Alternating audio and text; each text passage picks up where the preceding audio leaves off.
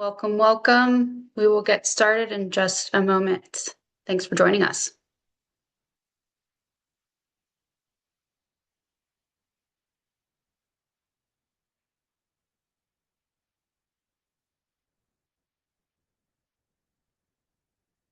Hi, folks. Welcome. We'll get started in a minute.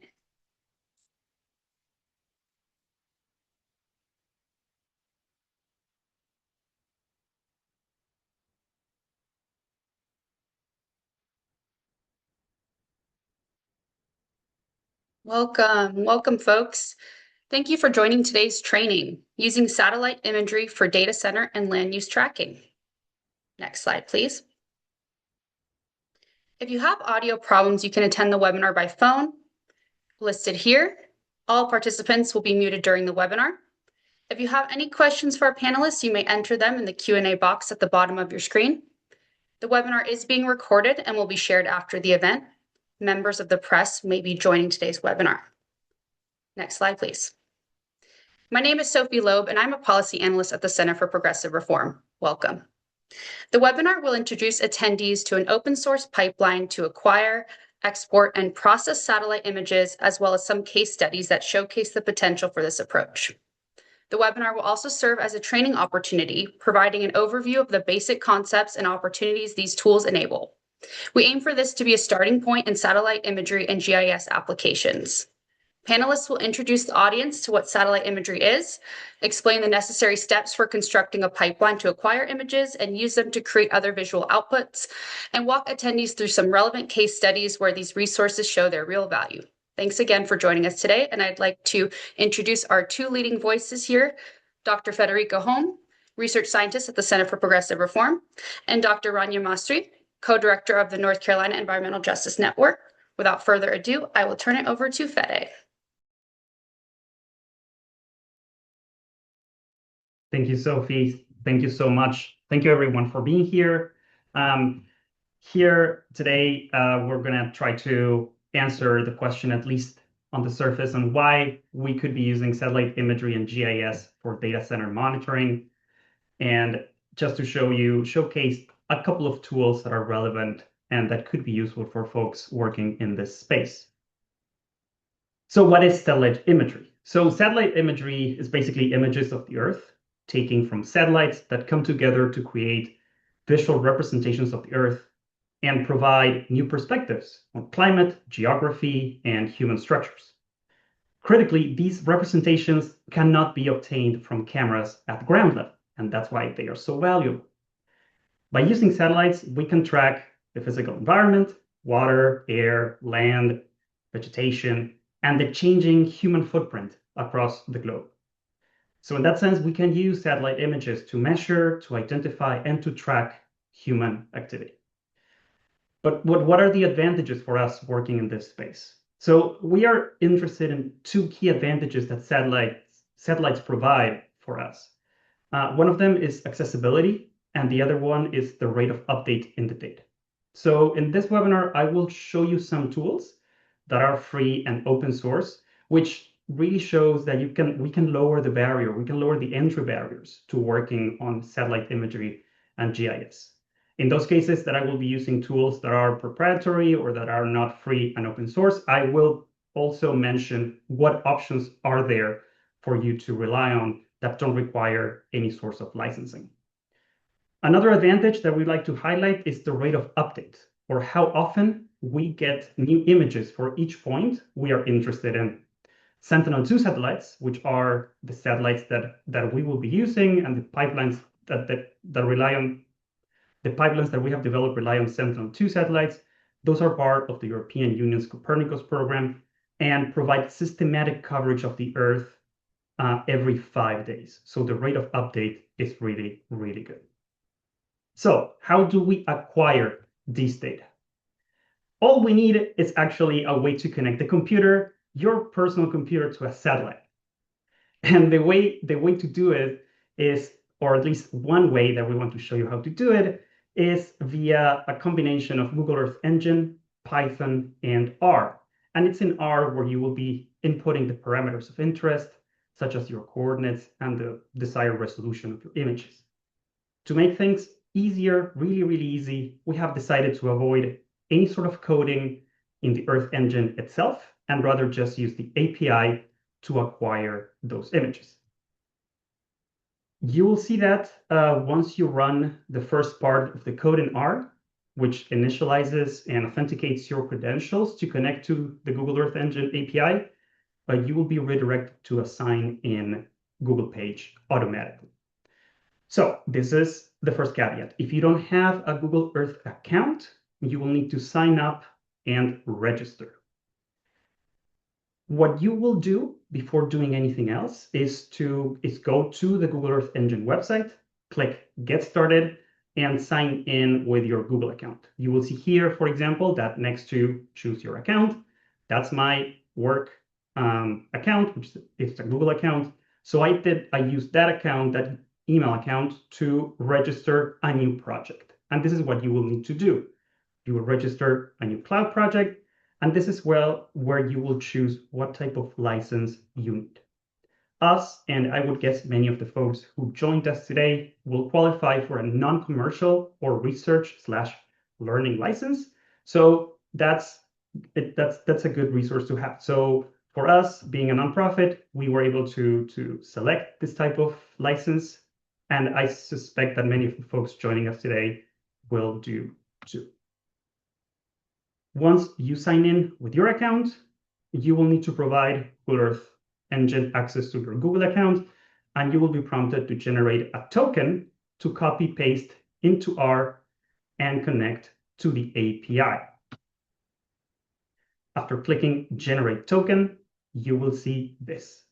So at the bottom, you will see that says authorization code. You will copy this code into R. You will hit Enter. And if everything goes well, and it should, you will see this.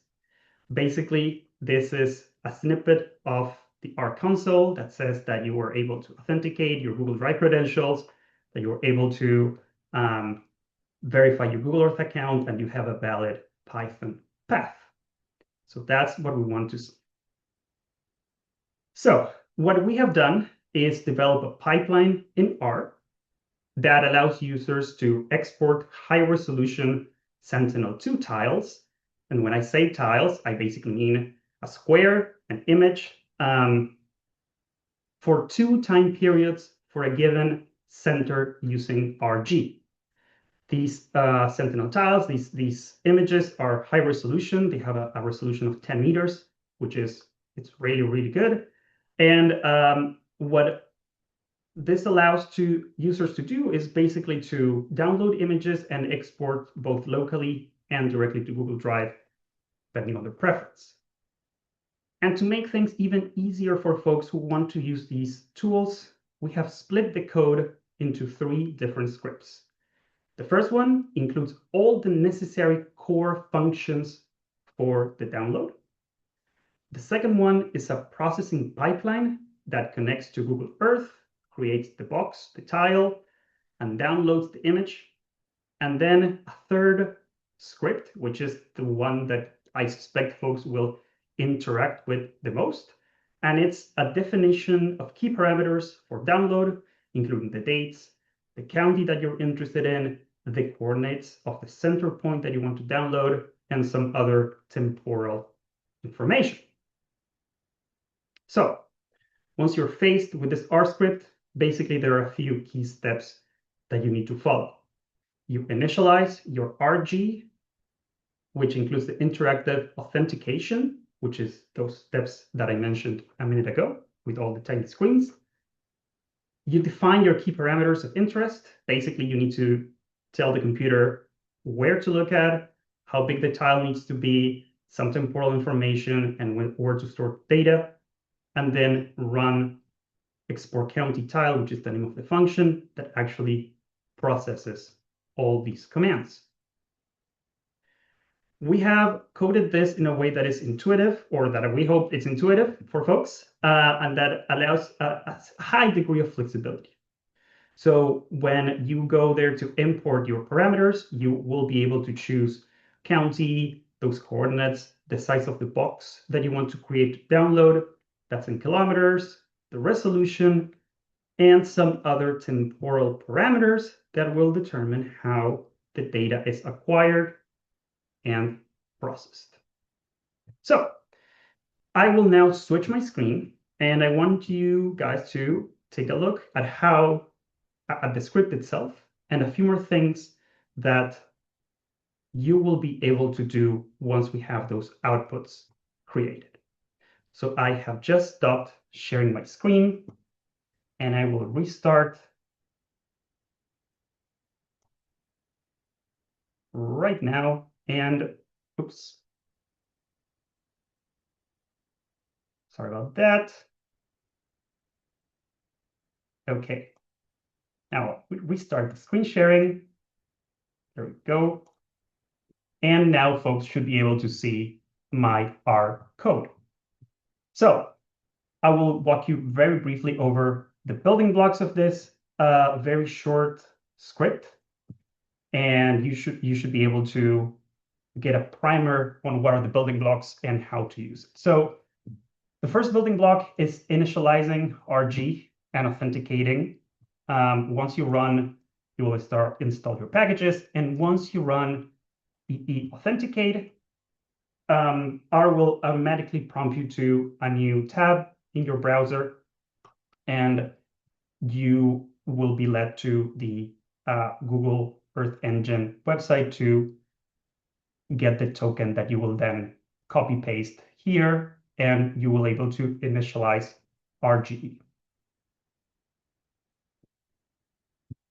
Once you have done that, the second building block is configuring those parameters of interest. So here we have the county FIPS code, which is that 5-digit number that each county or county equivalent area in the US has. Then we have our center coordinates. This is the coordinate pair that sits at the middle of your tile of the image that you will be downloading. So you have a square image, and if you take both diagonals of that square, the intersection of those diagonals, that's the center coordinate point. That ideally should be sort of at the center of the project that you're interested in looking at. We have the side of the box in kilometers. This, for example, this command creates a 6 kilometer by 6 kilometer box. We have the scale in meters and some other important variables that define where you want to store your information, the bands that you want to download, and how to name it. Our building block number 3, it relates to functions. So as I said earlier, we have created a we have split the entire pipeline into 3 different files, a really short, intuitive one, which is this one that is easy to manipulate, and it's not really that long. And then we have a second one with core functions and a third one which implements the full pipeline. So you will source these two, and then we have created another optional function that changes how the images are blended together and create the final image that you will download. This is not necessary, but it's a good way to improve the final form of the data that you download, especially if you're worried about high cloud coverage, which is something that happens a lot. And finally, our final building block is this one, which is this chunk of code basically runs the pipeline using the parameters that you have already defined.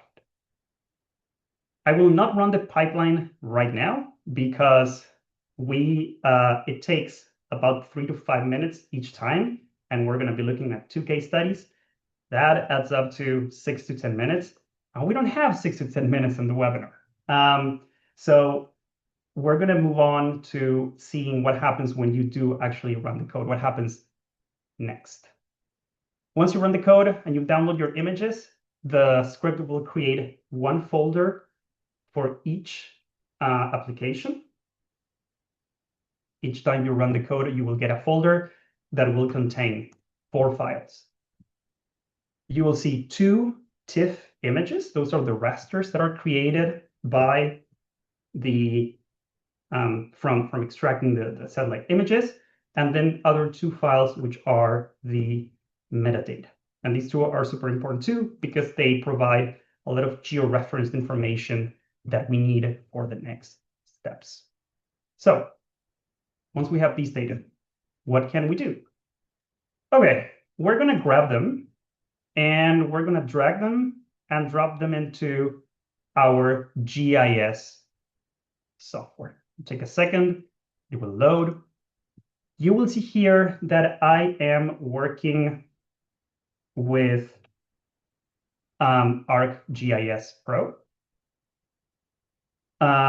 If you don't have access to ArcGIS Pro, if you, for whatever reason, don't want to use ArcGIS Pro, the same functions, the same tasks can be achieved with QGIS, which is open source and free. So if you don't have access to this software, there is an alternative. So we brought in our images, and by dragging and dropping, they are automatically geo-referenced. And that is great, because now we have information about the land cover of our area of interest. I want us to look at two specific tools for this webinar. Again, this is just an introduction. This is an entire field. So what I want to show today is basically two very easy to use, very intuitive tools that once combined with other forms of data, they become really powerful. And they are basic building blocks for more complex applications. So the two cases that I want to talk about are a case in which we have very little information about a potential project, about a future project, where all the information that we really have is an outline of where the project boundaries are. And a second case in which we have more information, and in fact, we have a rendering of all the organization of buildings and impervious surfaces and landscaping, where we can actually see it. So we can see in space how all those structures are distributed. Those are two radically different case scenarios because they provide radically different amounts of information. So the first one has to do with the outline. So I was able to find in a trade magazine a very, very basic, very pared down outline of one of the projects that we will be looking at. This project, the Amazon Web Service data center in Richmond County in North Carolina. And we can see here that we see an outline.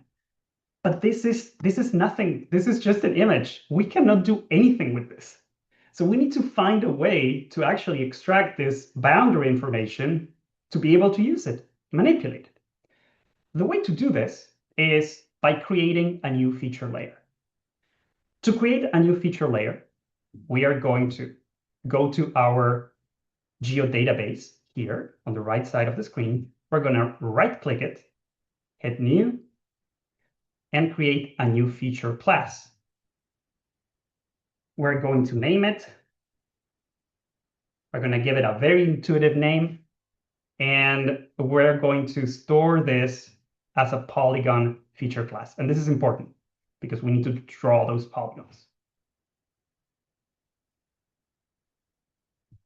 Once we have done this, I may already have a layer defined like this. Once we have done this, we're going to create this feature layer that will appear here. So I created earlier today a new feature layer called data center footprint. It's the same type of feature layer, and it allows us to do a very important thing, which is once we create it, we're going to be able to edit it by creating new polygons. So once we create our feature layer, we're going to click we're going to select Edit, Create, Polygon. It's very important that you have your editable layer selected. And once we have selected this, we can actually trace those polygons, those outlines, and create a new layer that we can then edit, manipulate, and intersect with other sources of information. You need to do this with care. You need to zoom in and do it really carefully. And it's something that you can do on your own. So once we have done this, what we're going to have is a polygon layer that matches the information that we have, right? And once we have this, we can actually intersect it with other sources of information, like for example, the National Land Cover database here. We can also overimpose it to other sources of information like transmission, electrical transmission information, and be able to derive inferences that go beyond this very basic outline that we just created. This is example number one. Example number two is applies to those cases in which we actually have more information, such as renderings of future land uses. So in this case,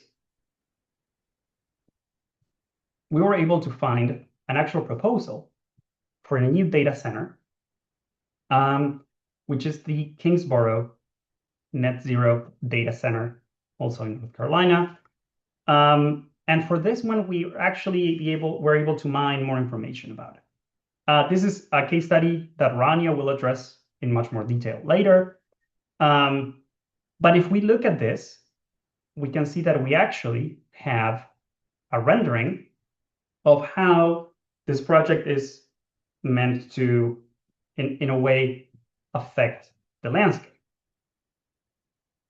And remember, this is all about using simple tools to extract information and basically magnify or maximize the information available and how we can use it later. So when we think about this particular data center, we have a few important pieces of information at our disposal. We have the address, right? We have an address that is very easy to find.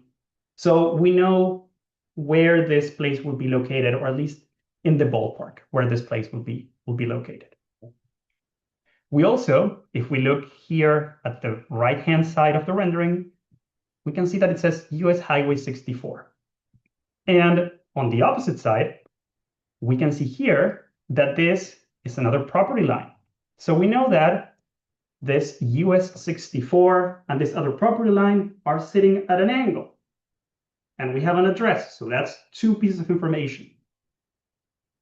Another important piece of information is here at the bottom. This is the scale. So we know that for each millimeter, centimeter that each side of this rendering has, that means a given number of feet or meters. So we know how big these sides are. We know the dimensions of this data center, of this project. And finally, we have what appears to be a stream, a creek, a river, something here. So in that way, every time we add more information, we're constraining those degrees of freedom. And we can actually start to realize where this specific place is located in space. Now, how is this helpful? So the second technique that I want to introduce you to today is something called georeferencing, or more colloquially, rubber sheeting. So imagine that this image is a rubber sheet, and you start stretching it to match the underlying shape of whatever it's enveloping, right? It's a similar idea. So once we have these geographic cues, we can go back to our GIS software. We can find a better base map that shows more information. And we're going to zoom to layer. So the reason why we zoom to layer is because this is another one of those tiles that we can download using the script. And if we zoom in and we look at the underlying map here, okay, we knew that based on the address of this project, that put the data center somewhere around here. In fact, I think the address is somewhere around here. If you can see my cursor there on the highway, I think the address was around there, but we don't know if it's on top, at the bottom, we have no idea. But we also knew that this Highway 64 and this property line here at the bottom, those were at an angle, so we can use that as a cue as well. We had this property line. We also, if you remember, we had a scale at the bottom that basically gave us a conversion between the drawing and the actual distance, so we can measure that to make sure that these sides, for example, would be consistent with the rendering. And finally, with all those cues in mind, we also had an image that resembled some sort of creek or water course, right? And we have that water course running right here. So what can we do with that? Well, we will take the image from that proposal, the project proposal, and we're going to take a point there that we are fairly confident of. For example, this corner right here, or this corner right here, and use it as the first anchor to georeference our image. So we take the rendering, we go to imagery, and we go to georeference, right? Once we go to georeference, and again, this is something that I did earlier today to stretch out that canvas, but this pair of points right here, right up here, is the first point that I use to anchor this image. Once you have that, imagine that you are staking the footprint of a tent. Once you have a corner, you can stretch it out all that you want, but one corner will remain fixed. So that needs to be your best guess of where this place is located. And then you start adding points to stretch out that canvas to match the underlying geographical features. To do that, you will add a control point, you will pick the point on the canvas that you want to stretch out, and then the point on the map that you want to keep stretching out until you have a result that is consistent, that it makes sense, and that gives you the best possible approximation to the actual footprint of these places. Given how scarce the information is, sometimes an approximation is the most useful and most important first step. Once we have that, again, we can track those outlines, those footprints, and we can start manipulating this and intersecting it with other important information.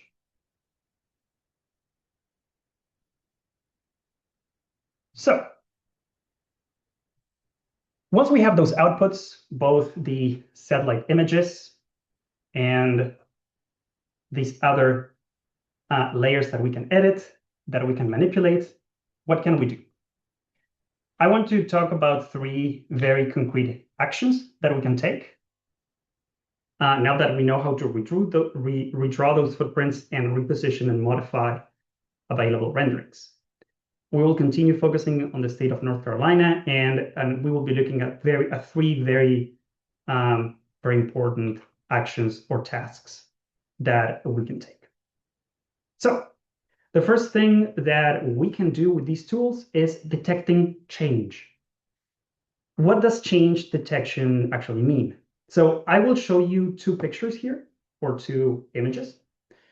And I want you to pay attention to those red circles that you see there. The first picture, the one that you're seeing here, is from November 2024. This is for the Amazon Web Service Energy Way. And the second image, the one to the right, is for November 2025. Here we can clearly see the impact on land cover and the rate of change when it comes to this specific project. So when we think about detecting change, we are basically trying to understand how something, say tree cover, is replaced by something else. And that sounds very basic, but it's a very important idea. Here, what was at some point tree cover is now likely barren or disturbed soil, which will later become something else: buildings, parking lots, impervious surfaces, grass, landscaping. These changes are very important because they have literal downstream effects. Now, these tools, for example, this allow us to monitor, measure, and track how these projects impact the land. Another very important application has to do with communication, and in particular, with communicating the scale of these projects. I am a fairly spatially oriented individual. I like to think spatially. But if I hear that a new development is 100 acres, 150 acres in size, I don't really know what that means. I know conceptually what it means, but I don't really have a benchmark against which to compare it.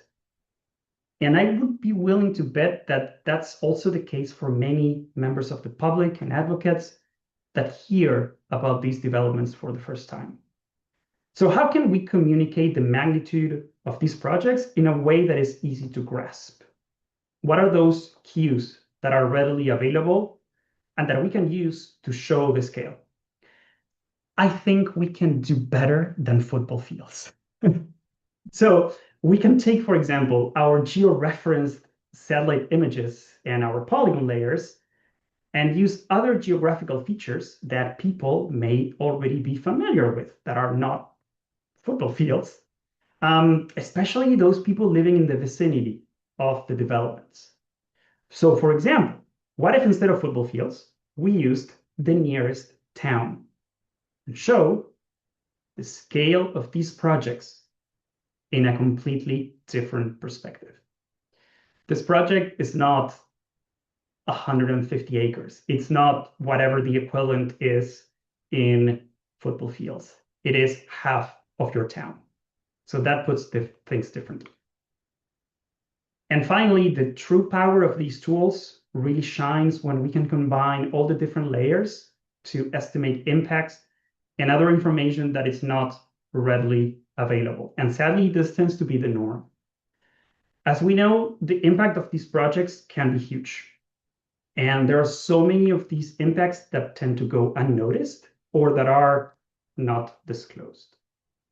So if we can build models, if we can build representations of these complex relationships, we can estimate some of these impacts.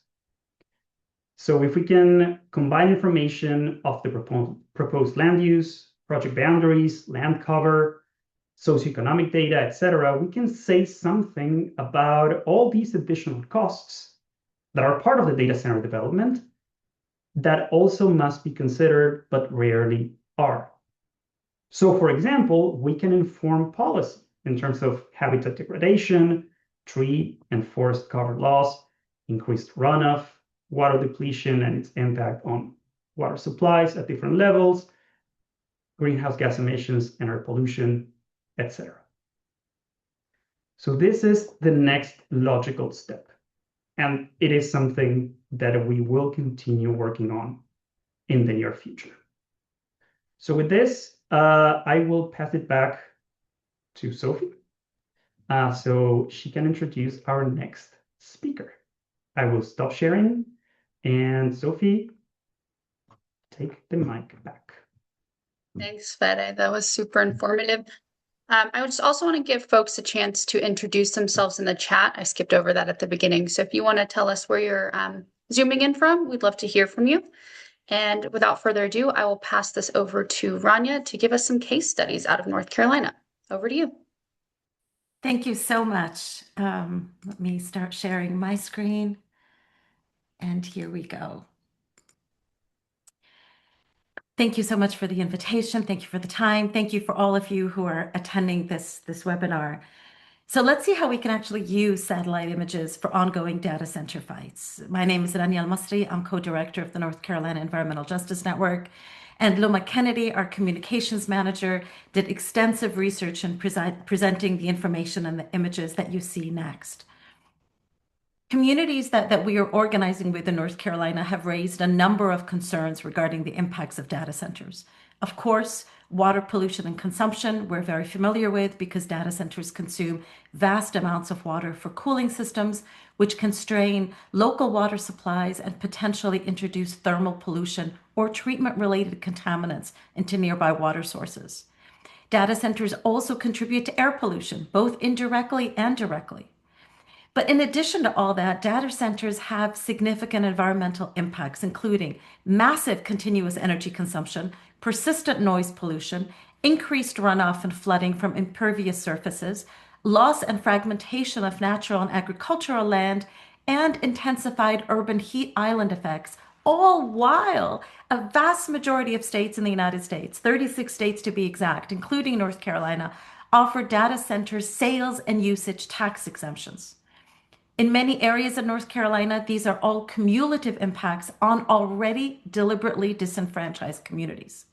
Today, we are only addressing impacts that relate to water, air, and energy. This map shows the location of the 17 proposed data centers and the location of the 3 withdrawn proposals as far as we know. You can also see 3 areas, Gates County in the east, Chatham County in central North Carolina, and the town of Canton and Haywood County in the west, all of which very recently passed a 1-year moratorium on data centers. Please note that the count that we're providing in this map includes data center sites, also problematically called campuses, as one point because they have the same address. So each site that you see might have up to 5 buildings. It's also very important to point out that the popular data center mapping websites may not be fully accurate. We ran into numerous errors in reporting on those websites. For example, the same data center site is noted several times. So we strongly recommend that every state does its own data collection. In this presentation, we're going to be sharing data that is relevant to 2 North Carolina communities with whom NCEJN is actively working. The compelling and reliable data that we are sharing is available on county and national websites. So we start with the New Hill Data Center. This is proposed by the Natelli Investments LLC, and it's our first case study. It's in southwest Wake County in central North Carolina and is about a third of the way down the Cape Fear River Basin. So in the case of water pollution and consumption, anything that happens here will impact a lot of communities downstream of this facility. The proposed site is between Harris Lake and Jordan Lake and in close proximity to the Sharon Harris nuclear power plant. The site is 189 acres and is bisected in blue right in the middle. It's bisected by Thomas Creek, which is a Class C creek. In other words, its waters are protected for aquatic life, wildlife, recreation, and agriculture. The image on the left here shows the current state of the property. It's been a farm for more than 200 years. The image on the right is the proposed design rendering. You can see the exaggerated tree sizes in these renderings, which is a common tactic used by developers to create this idealized, lush, finished look that does not match the immediate reality of a project. These buildings will be, at the very least, an aesthetic eyesore for decades, but I wish that's the only problem. Look at here. They are proposing 4 200,000 square feet buildings. In other words, 800,000 square feet of buildings, or if you prefer metric, more than 74,000 square meters just of buildings. So I know Fide says, let's not use football fields, but for you athletes out there, that's 3.5 football fields. Or for someone like me that I don't know size, I know how long it takes me to walk. That's 30 minutes walking just to walk around the perimeter of the buildings, 30 minutes. That's a very large size. The yellow illustration down below shows the scale of the building compared to mature loblolly pine trees. If you look up in North Carolina, you can see the majesty of these trees. The loblolly pine trees here take 20 to 30 years to grow to that height.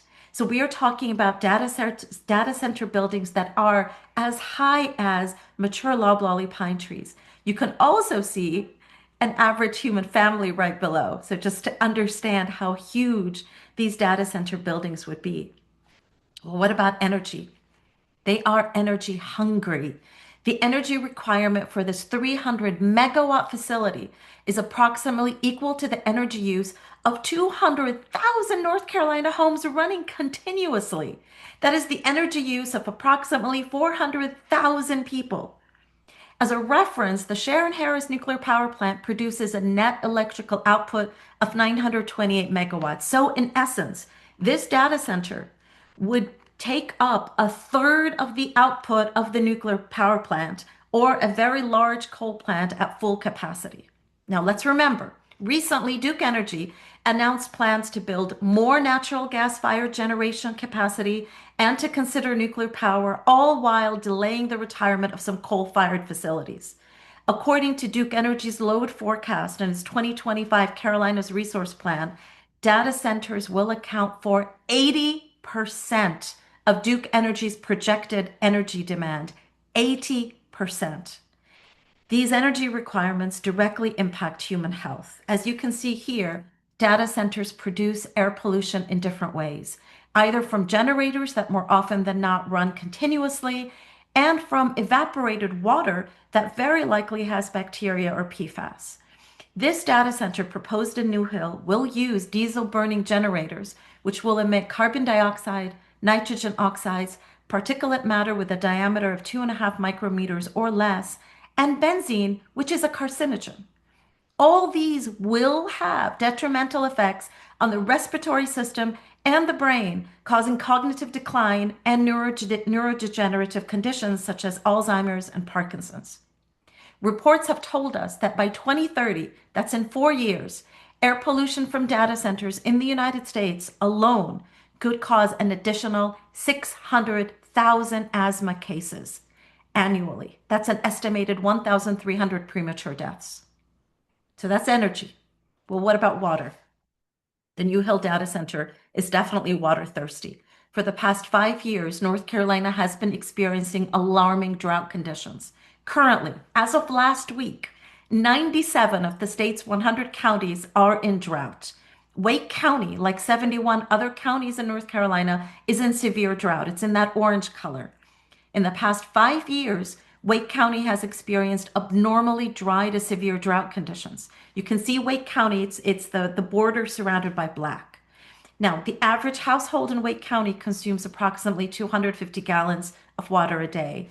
This data center wants to consume 1 million gallons of water a day. But in reality, in the summertime, when we consider the increased cooling that it will need, that could increase to 3 million gallons of water a day. So, in very simple math, does Wake County have enough water to support this data center? Water comes from Jordan Lake, and current percent allocation data is not clear. That's already inadequate information right there. Some reports say that 100% of Jordan Lake's water is already allocated. Others say it's 91%. Either way, the data is clear that the lake will not be able to sustain the increasing population alone because the drought is directly affecting the elevation of the reservoir. This graph tells us that Jordan Lake is 6.5 feet below what it was in August of last year. 6.5 feet for a very large lake is a huge volume. This is further evidence of drought, further evidence that our water supply levels are not stable. And let us remember that when the water gets low, more chemicals are dumped into the water due to algal blooms, further impacting human and ecological health. The second case study we have is the Kingsborough Net Zero campus that Dr. Fide also talked about. This is proposed by Energy Storage Solution. The Energy Storage Solution wanted to put it in Tarboro. The city of Tarboro rejected it. So then it came to Edgecombe County. Both those projects would be in the Tar River Pamlico watershed. So the proposed site is located in the Kingsborough Select Mega Site. We don't even know the full size of this site. Some claim 120 acres, other reports say 300 acres. So imagine that basic bit of information is not yet available. What we do know is that Walnut Creek runs through part of it. And Walnut Creek is a water supply for, which means it's a source of water that could be used for drinking or food purposes when a water source 1, 2, or 3 classification is not feasible. And we know that Walnut Creek is still protected for recreation and aquatic life. And if you look at this diagram, the developer is proposing what they call a net zero greenwashing project. The developer claims they will use a cogeneration and carbon sponge, their words, not mine, clean energy system to capture 130% of the carbon dioxide and other emissions as a quote, green sequestration system. The community doesn't buy it, the science doesn't buy it, and the community has additional concerns. Can the developer, for example, guarantee the continuous supply of natural gas?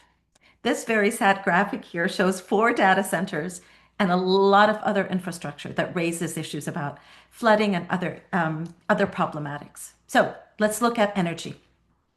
The energy requirement for this 900 megawatt facility is 3 times that of the new hillside. That's approximately equal to the energy use of 600,000 North Carolina homes or 1 million people. It's equal to the total continuous output of a single large nuclear reactor or a major coal-fired power plant. This is huge. What's going to be the impact on human health? Another difference from the previous case studies that this one will be using so-called natural gas, a fossil fuel composed primarily of methane. Methane, as we know, is more potent greenhouse gas than carbon dioxide and much more combustible. Right now, North Carolina simply does not have enough pipes and facilities for it, which means more drilling, more pipelines, and more damage and risks to the environment and communities. As we all know, the byproduct of using methane and their impact on human health is very similar to that of diesel byproducts. And we know that they're also very intense water consumers. And where is this happening? In Edgecombe County, a heavily agricultural county. You can see it encircled in black. Agriculture in that county is vital for its local economy. And the data shows that this county has had more instances of severe drought over the past 5 years than Wake County. Now, the developer claims that they will only need 500,000 gallons per day, but research is showing us that data centers of this scale actually use up to 5 million gallons of water per day. 5 million gallons per day is quite significant. The entire city of Rocky Mount, the largest city in this county, uses 1 million gallons of water. This is simply unsustainable and will cause problems, particularly as the climate crisis accelerates for an already impacted community. Let us remember, Edgecombe County is an environmental justice community, and according to the 2022 census, almost a quarter of the Edgecombe County residents live below the poverty line, which is much higher than the state or national average of poverty. What about water? Kingsburg community relies on the city of Rocky Mount to provide its water. And this water is pumped from the Tar River to 2 treatment plants. This culturally significant river, called the Tau by the Tuscarora people, is already impacted by industry, development, and of course, drought. Now, this story is a bit complicated because of multiple variables, and we still have numerous questions. We know that Rocky Mount supplies water to Nash and Edgecombe County. We know that the town of Tarboro also takes its water from the Tar River. We know that we've got multiple treatment plants from multiple municipalities, both providing water to industrial and domestic usage from the same river. We also have agricultural operations pumping water directly out of the Tar River. Is this volume taken into account when calculating capacity of the river to provide water? We simply do not know if the water is enough. So here we raise the question of, what is the precautionary principle here? Do we welcome an industry when we don't know if the water will be enough? What happens when the river is low and the data center is running at 5 million gallons of water per day? Who will end up getting the water? And even though the plants have the permits to take that much water, here I'm referring to the wastewater treatment facilities, water protector operations water protector organizations are very much against this. So simply put, how will the city sustain itself with such a consumptive industry? It doesn't seem that it can. So, what we suggest for you all is be prepared to dig deep for reliable data. And the reliable data makes our cases very strong to call for moratoriums for data centers. You can get a copy of this slideshow, and if you want to keep up with EJ News, events, and critical analyses, please do subscribe to our newsletter. Please note there are links to every source of data at the bottom of some of these slides.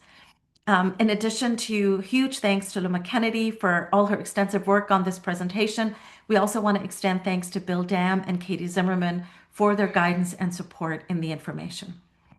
Back to you, Sophie.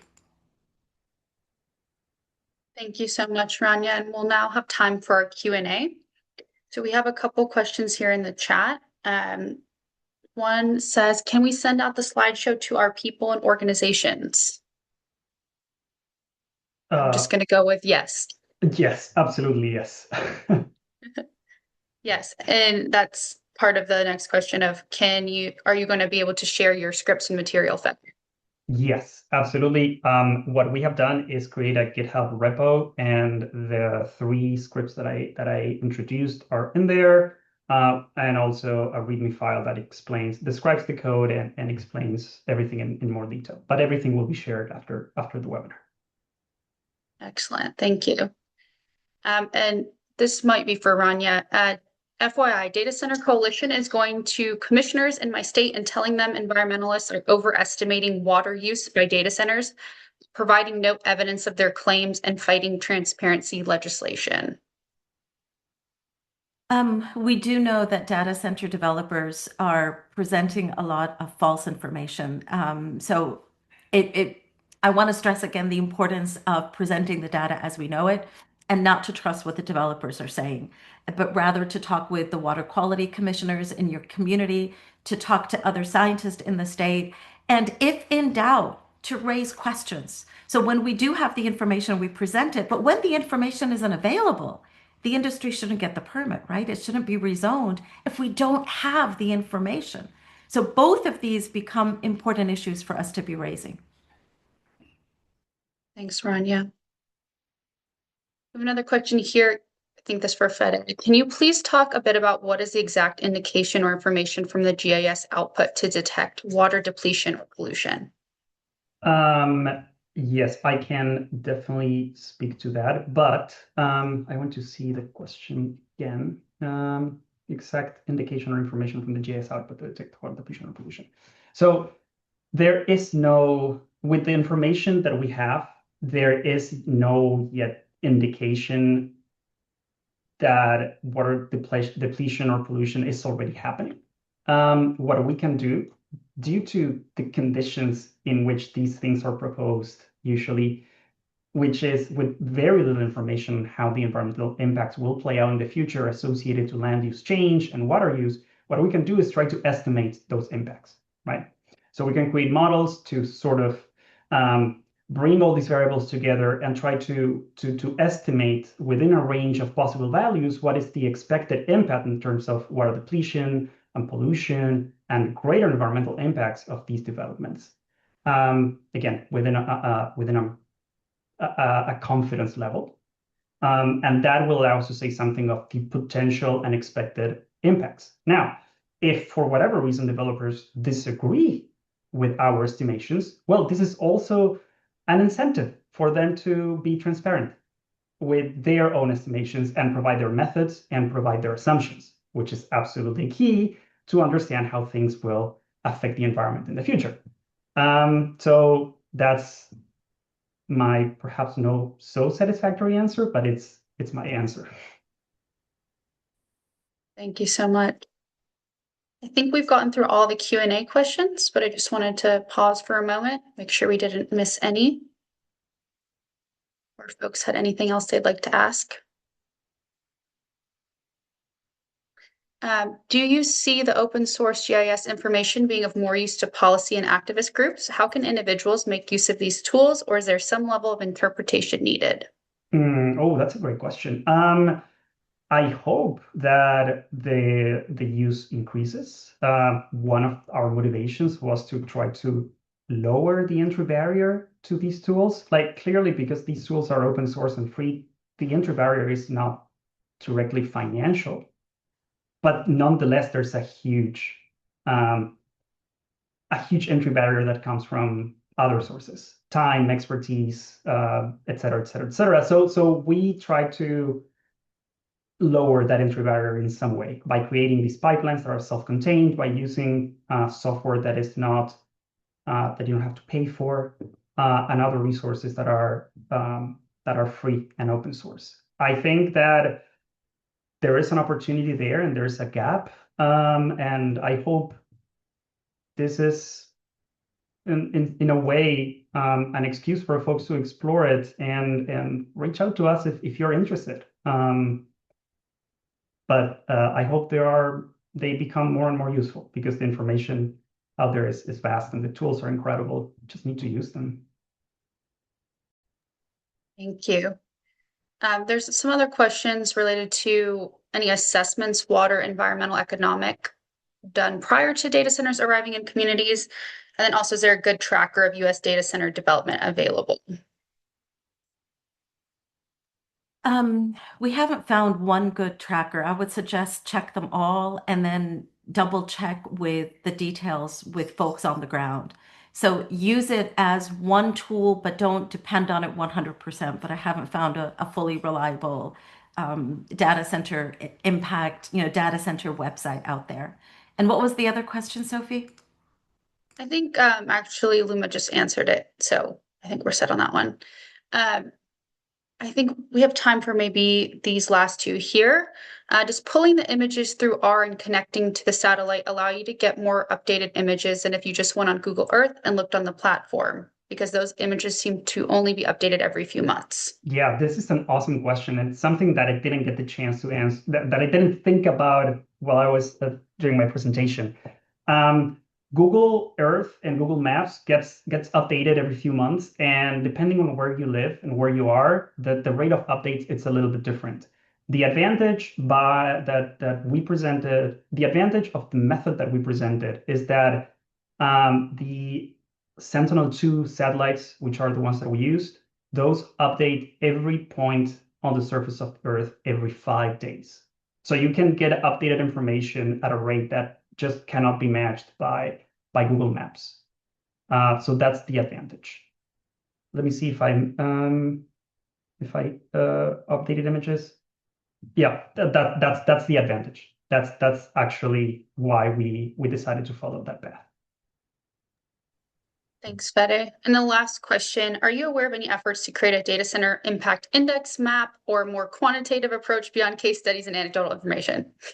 I'm laughing yeah, because we yes, would love to do that. the three of us would love to do that, basically. So that was a Absolutely. great sum up. Yeah. Yeah, we are very aware of many efforts happening simultaneously for sure. But could I add on that what's needed is also a cumulative impact assessment. So we cannot be looking at data centers as an industry in and of itself, because in a lot of places these data centers are coming to rural communities that have already been burdened by other industries. So yes, this is an ongoing need, as we need to be building these cumulative impact assessments, these data center impact assessments, all while we continue with the information we have and fighting to pass moratoriums in our communities. Thank you so much. And with that, I'd like to just thank our presenters again for their wonderful expertise and time today. And as, of course, as we mentioned, we'll send all the links and resources out via email, including any resources that were dropped in the chat. And if you have any follow-up questions or comments, please feel free to email myself, Fede, or Rania. We'd be glad to hear from you. And the emails will also be in that recording and sum up email. Thank you so much. Thank you for being here today. And thanks for joining us.